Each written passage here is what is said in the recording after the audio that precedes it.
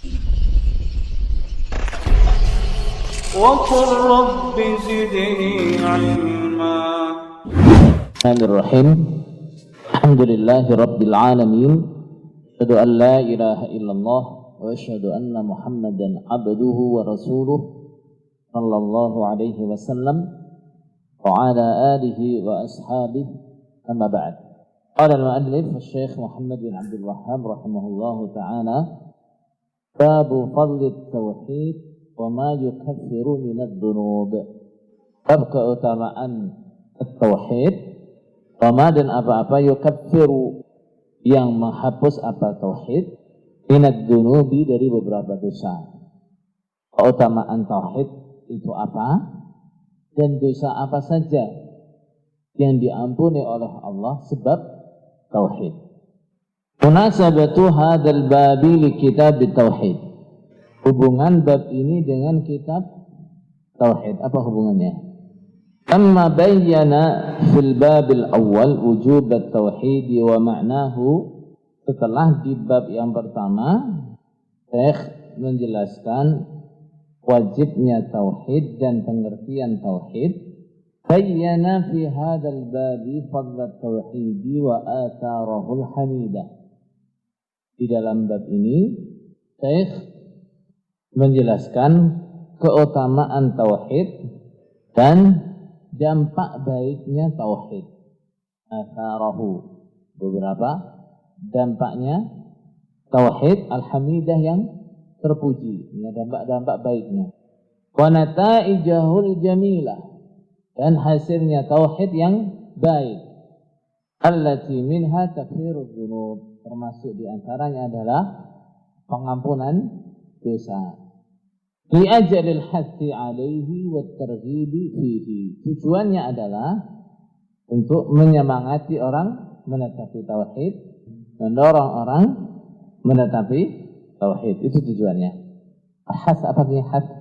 Mengajak. Targhib, apa artinya targhib? Memotivasi. Nah. Hubungan antara bab fadli tauhid wa ma yukaffiru minad dunub dan kitab. Apa hubungannya? Ya, kaitannya jelas, yaitu setelah Syekh menjelaskan bahwa tauhid itu wajib, tauhid itu apa, butuh motivasi untuk seseorang menetapi tauhid. Itu dengan apa? Dengan cara menyebutkan keutamaan menetapi tauhid. Tentu itu seterusnya nanti ketika saya juga menulis suatu kitab, menulis suatu makalah, itu harus punya alasan. Kalau sampai masukkan bab ini, apa alasannya? Terus bagaimana kesesuaiannya dengan bab sebelumnya, kesesuaiannya dengan kitab, dan seterusnya, harus ada alasannya. Tidak boleh menulis hanya asal tulis saja. Nah, menyusun hanya asal copy paste taruh, enggak. Betul? Bab. Apa artinya bab? Huwa lughatan al-madkhal. Secara bahasa artinya bab adalah tempat untuk masuk. Istilahan, adapun secara istilah di kalangan penyusun kitab adalah ismun li jumlatin minal ilmi tahtahu fusulun wa masailu ghaliban.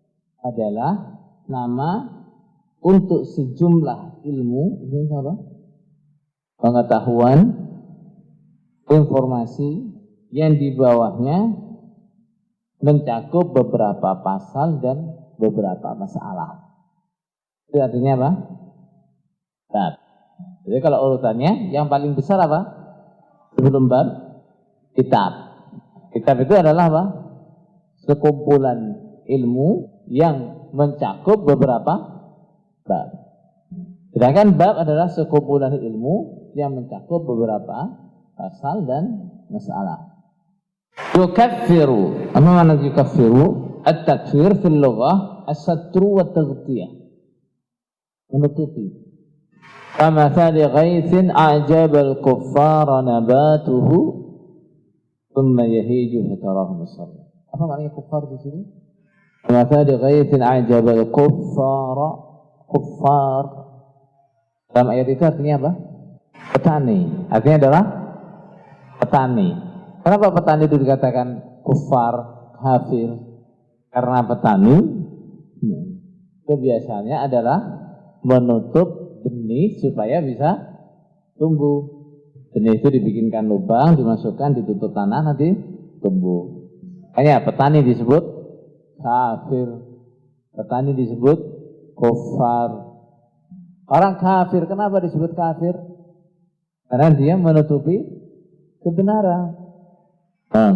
Karena dia menutupi kebenaran. Kebenaran itu enggak mereka akui, kebenaran itu mereka sembunyikan. Kayak disebut kafir. Syar'an yang dimaksud dalam syariat adalah mahwud dzambi, menghapus dosa hatta yasira bi manzilatil ma'dum, sehingga dosa itu seperti tidak ada. Sampai jadi apa dosa? Bi manzilatil ma'dum, sama dengan tidak ada. Namanya takfirud dzunub, artinya dosa itu dihapus sampai seperti tidak pernah ada. Minad dzunub, min, kalimat min adalah bayaniyah. Ini itu min apa? Bermakna bayan, keterangan. Walaysat litab'id, bukan menunjukkan makna sebagian, bukan. Kalau maknai wa ma yukaffiru, dan apa-apa yukaffiru yang menghapus apa tauhid, minad dzunub, bayani minad dzunub, dari beberapa dosa, bukan dari sebagian dosa, bukan. Untuk wa dzunubu, sedangkan dzunub itu adalah jam'u dzambin, jamak kalimat dzamb, jamaknya kalimat apa? Dzamb, artinya apa? Wa huwa ma takbahu aqibatuhu, sesuatu yang buruk, yang jelek akibatnya. Akibatnya siksa, akibatnya neraka, menghalangi masuk surga. Itu artinya dosa. Wa qaulillahi ta'ala, firman Allah Ta'ala yang maha luhur, alladzina amanu wa lam yalbisu imanahum bidzulmin ulaika lahumul amnu wa hum muhtadun. Alladzina amanu, orang-orang amanu yang beriman mereka dan tidak mencampur mereka imanahum, pada iman mereka, bizulmin, dengan penganiayaan. Ulaika, mereka itu, lahum, bagi mereka apa, al-amnu, keamanan. Wahum, dan mereka itu muhtadun, orang-orang yang mendapatkan petunjuk. Orang iman dan tidak mencampur imannya dengan penganiayaan, merekalah orang yang mendapatkan keamanan, dan merekalah orang yang mendapatkan petunjuk. Gimana maksudnya ini? Kita baca syarahnya. Karena amanu artinya adalah, apa artinya iman dulu? Iman artinya apa? Tasdiqun bil qalbi wa nutqun bil lisan wa amalun bil jawarih. Percaya dengan hati, mengunyahkan dengan lisan, dan mengerjakan dengan anggota badan. Itu namanya iman. Maka artinya iman apa? Artinya amanu, alladzina amanu, orang iman adalah saddaqu biqulubihim, percaya dengan hati mereka, wa nataqu bi alsinatihim, dan mengucapkan dengan mulut mereka, lisan mereka, wa amilu bi jawahirihim, dan mengamalkan dengan anggota badan mereka. Itu namanya orang iman. Jadi iman itu terdiri dari keyakinan hati, ucapan lisan, dan amalan badan. Wa ra'su dzalika tauhid. Nah, adapun ra'snya, apa ra's itu? Kepalanya, maksudnya apa? Pokoknya, utamanya, yang paling inti adalah apa? At-tauhid. bagian iman yang paling inti itu adalah tauhid. Kalau tauhidnya sudah enggak ada, berarti imannya sudah tidak ada. Yalbisu imanahum artinya liyakhlitu tauhidahum, mencampur pada tauhid mereka. Jadi karena iman itu yang pokok adalah tauhid, maka iman disebut tauhid, tauhid disebut iman. Bidzulmin artinya bisyirkin, dengan syirik. Wadzulmu wad'u syai'i fi ghairi mawdi'ihi. Aniaya itu, zulmun itu adalah meletakkan sesuatu tidak pada tempatnya. Meletakkan sesuatu tidak pada tempatnya, itu namanya aniaya. Walaupun ditempatkan di tempat yang bagus. Kan? Dibantu ada ikan apa? Gurame ya. Sampean ambil, sampean taruh di kasur. Kamu tidur di sini aja ya. Nah, anget, selimut. Aniaya enggak? Aniaya. Kenapa? Bukan tempat dia. Summiya syirku zulman li'annahu wad'un lil ibadati fi ghairi mawdi'iha. Syirik dikatakan aniaya karena apa? Menempatkan ibadah tidak pada tempatnya. Tempatnya ibadah itu di mana? Tempatnya ibadah itu untuk Allah. Kemudian ditempatkan di mana? Untuk berhala, untuk patung, untuk manusia, untuk malaikat, untuk matahari, untuk bulan. Nah, itu namanya aniaya. Wa sarfun laha li ghairi mustahiqiha.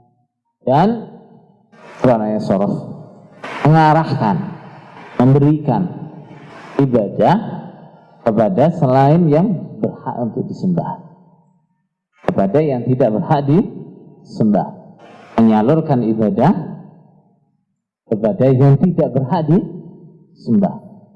Hanya syirik dikatakan aniaya, zulmun. Bahkan penganiayaan yang paling besar, perbuatan aniaya yang paling besar adalah apa? Syirik itu. Al-amnu, aman, ini maksud aman adalah tama'ninatun nafsi, tenangnya diri, wa zawalul khauf, dan hilangnya ketakutan. Itu berarti aman. Orang yang iman oleh Allah diberi hati yang tenang dan dibebaskan dari rasa ketakutan. Di mana itu? Ya di dunia, ya di akhirat. Di dunia, ya di akhirat.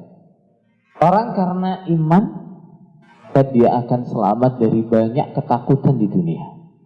Hatinya tenang. Ada yang ngancam begini, dia nggak takut. Kenapa? Dia iman.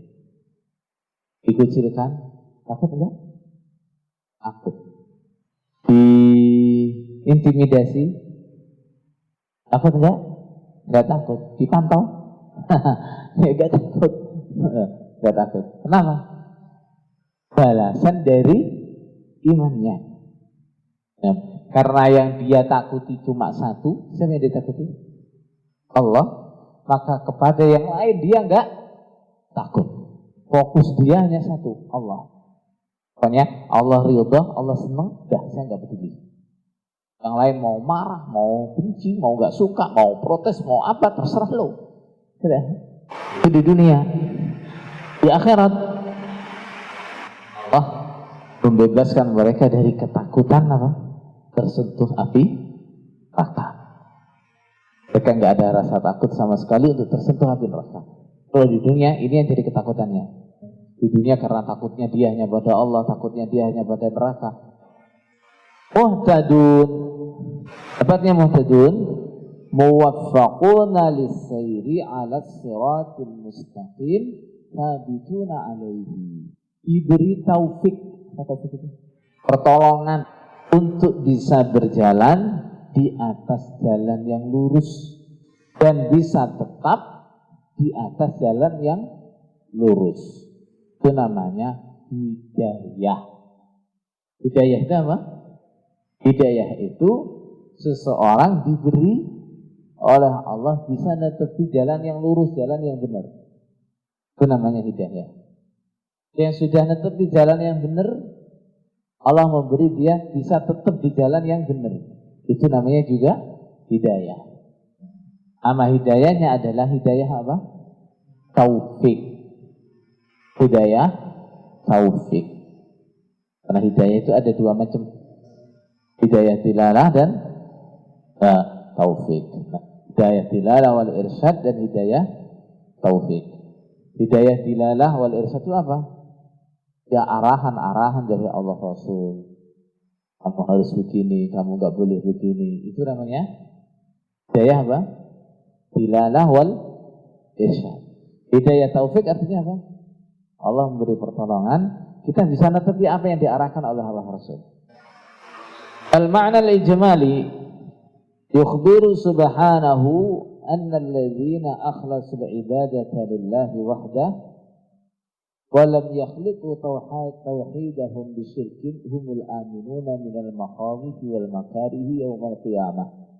Allah menghabarkan bahwa orang-orang yang memurnikan ibadahnya kepada Allah dan tidak mencampur tauhidnya dengan syirik, mereka adalah orang-orang yang aman dari segala ketakutan, dari segala yang tidak disenangi di hari kiamat. Al-muhtaduna lis-sayri 'ala siratil mustaqim. Mereka adalah orang-orang yang diberi petunjuk bisa berjalan di atas jalan yang lurus di dunianya. Keamanan yang pasti itu keamanan yang di mana? Di hari kiamat. Adapun di dunia ketakutan ada, tapi ketakutannya itu tidak banyak. Ketakutannya itu hanya satu, takut kalau nggak bisa masuk surga, takut kalau masuk neraka, takut kalau Allah murka, itu saja. Orang kalau takutnya fokus takutnya pada sesuatu yang paling besar, maka dia akan lupa dengan yang kecil-kecil. Munasabatul ayati lil bab annaha dallat ala fadli tauhid wa takfirihi lidzam. Ayat ini menunjukkan keutamaannya tauhid dan menunjukkan bahwa tauhid itu menghapus dosa. Kok bisa? Dari mana? Ulaika lahumul aman. Allah menjamin keamanan mereka. Berarti gimana? Kalau orang itu, kamu tak jamin aman. Jadi Allah nggak mengungkit dosanya, Allah nggak mengungkit kesalahannya. Sudah? Kalau dosanya nggak diungkit, ya dipermasalahkan, berarti dosa itu di mana? Dihapus, diampuni. Ayustafadu minal ayah. Yang bisa diambil dari ayat ini. Yang pertama adalah fadlut tauhid wa thamaratuhu fid dunya wal akhirah. Keutamaannya tauhid dan hasilnya tauhid di dunia dan akhirat. Hasilnya tauhid apa di dunia? Yang pertama, hidayah. Orang kalau betul-betul punya kemauan kuat, keinginan menetapi tauhid, menetapi kemurnian, Allah akan beri dia hidayah. Adanya orang itu sulit menerima hidayah, sulit menerima yang benar, sulit memperbaiki kesalahannya. Itu karena apa? Karena tujuan dia untuk netepi tauhid itu kurang. Mungkin ada tercampur tujuan-tujuan yang lain. Kalau tujuannya itu murni netepi tauhid, gampang. Kita salah loh yang ini. Oh iya, kita benarkan. Pemahaman kita yang ini nggak pas dengan dalil. Iya, kita benarkan. Begitu. Kenapa? Nah, tujuan dia cuma satu. Apa tuh? Tauhid. Tapi kalau tujuannya macam-macam, bagaimana nanti dengan kekuasaanku, bagaimana nanti dengan kedudukanku, bagaimana nanti dengan pengikutku dan seterusnya. Menerima koreksi, menerima peringatan itu sulit. Dan nanti kalau jamaahku paham kayak gini, nanti nggak loyal sama saya nanti. Nanti kalau jamaahku punya kepahaman begini, bagaimana kalau aku ditinggal? Ini seterusnya. Jadi terhalang untuk menerima yang benar, terhalang untuk menerima koreksi, karena tujuannya nggak murni. Tujuannya nggak murni. Baik. Anna syirka zulmun mubtilun lil imani billahi in kana akbar. akbar. Syirik itu perbuatan aniaya, membatalkan iman. Kalau syiriknya adalah syirik akbar. Au mungkisun lahu in kana asghara. Atau mengurangi keimanan bila syiriknya adalah syirik asghar. Pengaruhnya syirik pada iman begitu. Kalau syiriknya syirik akbar, maka imannya batal. Kalau syiriknya syirik asghar, maka imannya kurang, cacat, tidak sampai batal. Yang ketiga, annasyirka la yughfaru. Syirik itu tidak diampuni. Dosa syirik itu tidak diampuni. Yang diampuni ini kalau nggak tobat. Ya. Kalau tobat, dosa apapun diampuni, termasuk syirik, dosa yang paling besar pun kalau tobat diampuni. Itu. Jadi tidak diampuni itu kalau dia tidak tobat. Adapun dosa-dosa selain syirik, gimana? Tahtal masyiah, di bawah kehendak Allah. Kalau Allah menghendaki, dosa itu diampuni. Walaupun dia dulu tidak tobat, dosanya diampuni, kemudian dia tidak disiksa dan langsung dimasukkan ke surga. Kalau Allah menghendaki, Allah tidak mengampuninya. Kalau nggak diampuni berarti dia harus disiksa karena dosa itu. Kalau dia masih punya iman, sisa iman, gimana? Dia akan dikeluarkan dari neraka. Setelah apa? Setelah disiksa. Yang keempat, annasyirka yusabbibul khaufa fid dunya wal akhirah. Syirik itu mengakibatkan ketakutan di dunia dan akhirat. Orang itu kalau takutnya kepada Allah hilang, maka akan banyak yang dia takuti. Miskin, takut. Kehilangan jabatan, takut. Apalagi kehilangan pengikut, takut. Dimusuhi orang, takut. Semua dia takutkan. Dengan berhala ini, takut. Berhala sana, takut. Berhala sana, takut. Kenapa? Takutnya dia kepada Allah hilang. Termasuk syirik-syirik asghar. Beberapa syirik asghar menjadikan kita selalu ketakutan. Apa itu? Tujuan-tujuan, ambisi-ambisi tersembunyi yang mencampuri ibadah kita. Itu syirik. Ambisi kekuasaan, ambisi pada kehormatan, ambisi pada popularitas dan seterusnya. Itu syirik asghar. Itu juga akan menjadikan kita terjebak dalam banyak ketakutan. Mau menyampaikan dalil apa adanya, terangkan dalil apa adanya. Tapi karena visi dia pada jabatan itu besar, akhirnya takut. Tidak berani menyampaikan dalil apa adanya, tidak berani menerangkan dalil apa adanya, karena takut atasannya tidak ridho, takut atasannya marah, takut atasannya nggak setuju, sehingga jabatan dia dicabut. Yang takut kehilangan pengikut, mau menyampaikan hukum secara tegas, takut nanti pengikutnya lari. Orang-orang di sini tuh rata-rata hobi musik semua. Nanti kalau saya bilang musik itu haram, saya bisa ditinggalkan saya nanti. Orang-orang di sini ini nggak ada yang setuju dengan poligami. Semua anti poligami. Nanti kalau saya bilang poligami itu halal, poligami itu boleh, wah nanti saya kehilangan pengikut saya nanti. Jadi akibatnya syirik seperti itu. Ketika kita merasa, apa ya saya mau menyampaikan dalil seperti ini kok takut? Kenapa ya saya mau menyampaikan masalah seperti ini kok takut? Coba dicek. Jangan-jangan saya terjerumus pada syirik, walaupun itu syirik asghar.